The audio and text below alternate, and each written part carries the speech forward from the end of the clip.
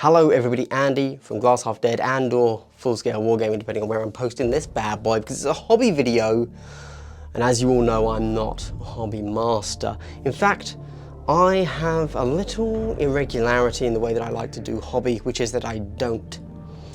So today we've got Star Wars Shatterpoint on the table. I decided to do a little, because not many people have done a, not so much a guide perhaps, but a paint through of the new Star Wars Shatterpoint core box. And I thought, hey, what better way to show you the most minimal effort possible for maximum result than me, the man that has not used a real paint in a very, very long time, literal years. I'm contrast only, and my intent is to basically just paint the whole of this with contrast and dry brushing metallics. That's it. And I thought we'd have a quick look at how that turns out. I do want to point out this is spurred on by the fact that I might actually have an opponent. That's really the key to being interested in playing games, having an opponent. So let's crack on. I wanted to do these buildings in the most basic, easy way possible, so I've gone with a very simple, very easy two-tone spray. I've used army painters, but anything will do, right? It's very simple. We've got a brown spray over the whole thing, is how I originally did it. And then from a top-down zenithal, I made sure that I hit all of the edges with a lighter spray. I think this was leather brown for the bottom and then necrotic flesh for the top. And that's it. This is the job. I would be happy to play with these like this. However, I am going to pick out metallics just so there's a little bit of detail, especially on the tops, because the tops will be very viewable by cameras for the battle reports, for the how to play, etc.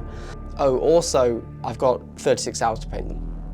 Okay, so I'm back after my first kind of evening, my first hardcore sesh of painting. As you could tell, I decided to focus on the terrain first because that was super easy. I didn't have to think about it. It was just a blim blam, thank you ma'am. I did very simple silver dry brushes of everything. And there you go. Also with the lights, I decided to go ahead and just give them a really quick dry brush. I did it on the gantries as well. This is terrible OSL. These need to be touched up significantly to look good. But for a starter for 10, so that the top-down camera will see there is some sort of element there, it's good. I want to go back, fix it a little bit later, but not right now. So that was easy. I didn't have to think about that. Let's get into what this video is really going to be about, which is me discovering PaintRack. PaintRack is an app on your phone. There are others. This is not sponsored, sorry. This is a colorblind hobbyist trying to follow official schemes. I'm colorblind. Let's look at this. Asajj Ventress, okay? I literally do not know what color her robes are. I would guess some sort of dark blue or purple, because those two colors are the same to me. I cannot tell the difference. But it could be more like a Kellyan green. It could, it could be something crazy. Let's look. Oh, here we go. Here's a great example. Anakin Skywalker. I don't really know what color his stuff is. This could be brown, could be red, could be orange, could be tan. I don't know. And then his things. I thought they were black, but somebody told me they were blue. I'm just super confused. And then also, let's have a look at these, right? So we've got, what's more important to the Jedi than the lightsabers? Their lightsaber colors look a little bit different, but I don't know in what way. I had to Google it actually. So I think Anakin's blue and Ahsoka Tano is supposedly totally white, but I can't make that happen. So they're going to be blue as well. And apparently they were green, then yellow-green, and then blue. I have real issues when it comes to figuring out colors. So whenever I've done like Warhammer 40,000 painting in the past, I've always gone with the custom color scheme, and I've always gone with something that really stands out to my eyes, which is great because I can't see small color blends, right? I just don't see them. Red, green, same color. Blood angels, dark angels, literally no clue. Don't know. same army to me, right? So I'm going like a bone. I'm going with white. I'm going with super vibrant blue, silver. I'm going with something that I can clearly tell from anything else on the board. That's not how Star Wars Shatterpoint works. Star Wars, I'm not playing my guy. I'm playing Asajj Ventress, the character established in lore. I'm playing Lord Maul, some devil-looking dude who turns out to not be like a weird body mod dude. He's just like, that's a race. Sure, okay, sure, George, whatever you say. So I needed to figure out a way to paint them. And PaintRack, the app, is the way I did that. Again, not sponsored, there are other apps as well. PaintRack is the one that I found like most commonly thrown around when I Googled how to figure this out. There's also another one called, I think it's just called Mini Painter on the Apple iOS store, okay? The reason this works so well for me is because I can take a picture of this card and then I can use the color picker from within it to find a hex code for these colors on the picture. And then I can find the closest match of a paint to that color. I can select all of the different brands, and more importantly for me, because I am also trying to speed paint this as fast as I can, and I personally don't much care for the painting side of things, obviously, I want to use contrast paint only, sorry, contrast and metallics. I now can find out, oh yes, Asajj Ventress, the closest contrast color to her robes is Tyrant blue or something like that, whatever it turns out to be, which, just to be clear, is crazy because this here, right, on the top down cam, that's the artwork, and this here is a robe of Tyrant blue. They look nothing alike. I'm so colorblind, it's crazy.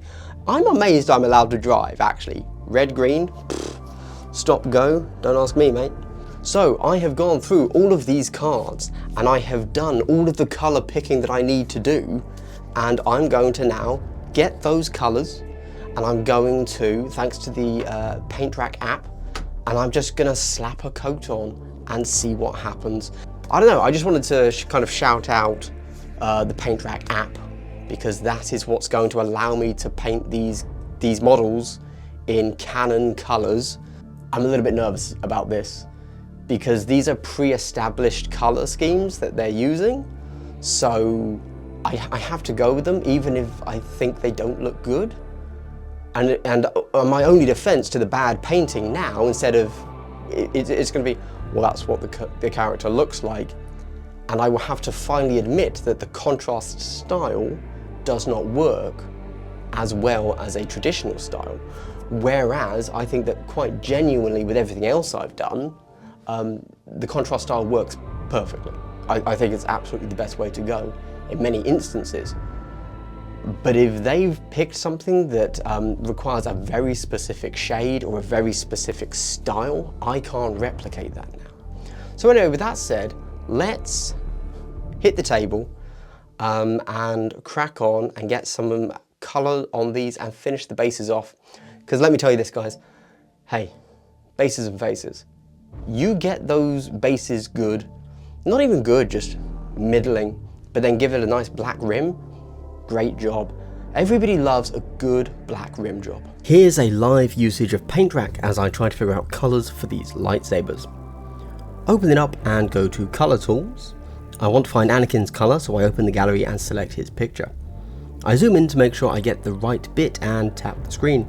That gives me a hex code if I want to do anything with that elsewhere, but here I can find the closest matches in whichever paint ranges I like. I've filtered the range to Games Workshop, contrast, metallics and shades only, as that's how I speed paint. Being able to click to the next closest color to the left and right helps me know if this is a blue that leans into red or into green more, and if I don't have the exact type, should I go darker or lighter, etc. Doing the same with Darth Maul, I can find the correct red for his skin and lightsaber, To be honest, I'm shocked to see it's bull red instead of like Blood Angels red, which is absolutely my bae. The app not only matches colours, but also shows complementary, analogous and triad if I need colour scheme creation help based on a reference colour, which, as I'm currently trying to make some more Tau, I would like to do. I then applied the Athematic Blue to Anakin's lightsaber, but about an hour later I simply couldn't handle it and changed it to be a more regular blue. Does this go against the entire point of this video with me trying to get the canon colours? Yes. Next. Okay, and I'm back after session 2, or 3 if you count. The terrain was its own thing, okay? And then I painted some stuff, and then I recorded the lightsaber thing for you, and now I'm back. So we'll call it 2 sessions. Why not? Sounds fun, right? So I have been following as closely as possible everything that PaintRack says. These are definitely not some colours that I would have picked. Yeah. Let's start with, for example, Darth Maul. For his cloth stuff, it said to use a colour, and I did, and that is not what I think Darth Maul is supposed to look like at all, so that's fine. Likewise for Anakin, it said to use Bar Red for his leggings, and I did, and it looks okay, but I think it only looks okay because I'm colourblind, and it's not meant to be red, it's meant to be brown, but because I'm red-green colourblind, red just looks a bit brown to me. So I was like, yeah, that makes sense, but not sure. That feels like that's not how Anakin is supposed to look. Although I will say, for example, I did deliberately change a few things here, because his boots and his belt looked like they were meant to be leather, and I just always, by default, use snakebite leather for all leather. I didn't go with the recommended colour. I just love snakebite leather and use it whenever I can. Cool, easy peasy. I made a mistake with a Sarge Ventress, so this is my first time using whatever this blue was instead of this Talisar blue. I've normally used Talisar blue. I love Talisar blue. I think it looks really good. And this was one of the new blues from Contrast paint range, and it's an interesting one. It doesn't go on as smoothly as Talisar blue does. If you look at it, it's quite patchy, and that's really not what I look for in contrast paint. So although it's a nice vibrant colour, and I used it on the Clone Troopers too, and it looks okay on the Clone Troopers, I guess, because it's a smaller area, on such a big flowing area as her cloak, her skirt, I don't think it really looks good. It's probably the right colour though, so that's, you know, that's where colour theory and how does this paint actually work kind of clash up against each other. I don't know how I got this bit wrong, but I definitely did. For some reason I thought that her top was supposed to be the same colour as her bracers. This is actually only her bracers that are meant to be pink, but I did her whole top pink, so that's just how she's going to be now, because I don't want to read, I don't like painting. So I'm not going to, so there's a colour on it, I'm not going to change that colour. So I just have the Bounty Hunter stuff, the Mandalorian stuff left to do. I can't remember any of their names, to be honest with you. So I've got to do those, and then I'm basically done. I don't like the colour combinations on these models. If I had to go and paint a full 40k army, I would not pick any of these colour combos. I don't think they look good. You know, it's a core box, this is an experiment, it's something I've never done before, trying to paint canon colours instead of the things that I know work well and look good, which can be a bit limiting at times. On occasion, sometimes people compliment me about my 40k paint schemes, and the reason those are good is because I have outlandish schemes and I'm able to play with the scheme itself as opposed to I apply the scheme well to the model. Because I'm not able to do that here, I think everything looks a little bit muddy, but maybe that's just my eyes. We'll see. Ooh, and I'm done. So that was, all in all, let's think, this morning, as the day began,